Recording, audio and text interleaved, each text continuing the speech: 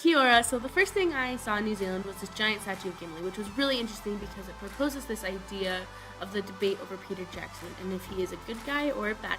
Our first night spent in Auckland was spent touring the city. We really got to see this old blend of churches, clothing, and culture, and the new clothing, culture, and churches that are in the city. The next day we spent at Piha Beach, which was, first of all, the most beautiful beach I've ever been to, but also it really emphasized how important it was to New Zealand to keeping their oceans clean and healthy for everyone to come and enjoy.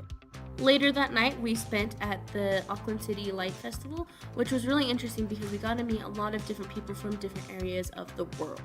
To me, it really identified how important it is to travel and how traveling can bring the world together to learn about each other. The next day, we spent at the Otara Market, which, as you can see, shows a lot of different blends of culture.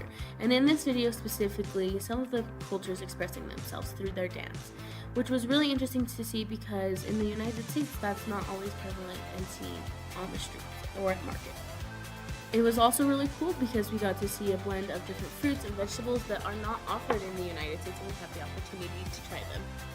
Later that same day, we ended up going to the Auckland War Memorial Museum, which was super interesting because it had a lot of Maori culture on the base floor. So I was able to see artifacts that express the past and see how it connects to the present day Maori. The next day, we went to a church in New Zealand, and it was really interesting to see how a religion is throughout the world and how different cultures treat it differently. The next day, we hiked to Cathedral Cove, and on the way to Cathedral Cove, on the hiking path, there is a memorial forest for the Battle of Gallipoli. It was really interesting to see that the world wars really did affect the world and how they commemorate that war in different areas differently. All over the island is this lovely silvery fern. It is also the national symbol of New Zealand, and it's really interesting because it's green on one side, but then when it dries on the other, it turns silver and it looks like it was spray paint. And of course, there is the lovely Cathedral Cove. The hike was difficult, but we were rewarded with a beautiful dip in the ocean. After traveling to Cathedral Cove, we got to go on a glass bottom boat tour, and it was really interesting because our tour guide really expressed how the British settlers of New Zealand named things on the island versus how Maori had previously named them, and seeing those two perspectives in the present day. While on the glass bottom boat tour, we also learned about how important it is to New Zealand to protecting their wildlife, and how there are a lot of fishing protection in place so that they can keep the national wildlife. And of course, the lovely Hobbiton. Now this goes back to the debate over Peter Jackson. Some people view him as good because he brought a lot of tourist industry and economy to New Zealand, while others view that the tourist industry is destroying some of the national heritage that New Zealand has. Welcome to the Shire. So cool. The next day was one of my favorite days because we got to go to a Maori school, and it was really interesting to see how they have adapted their education system for their culture and really expressed to me how I can change my future classrooms to fit my students' need and their culture.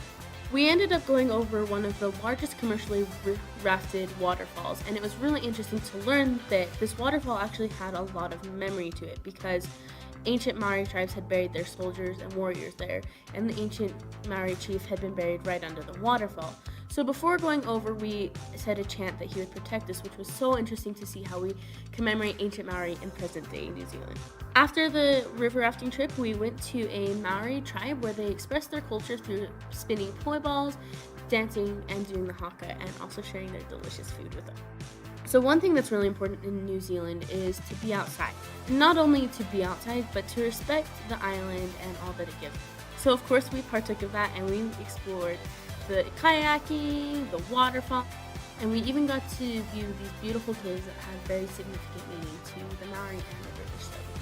And lastly, even though I said goodbye to New Zealand, I will never forget what I learned.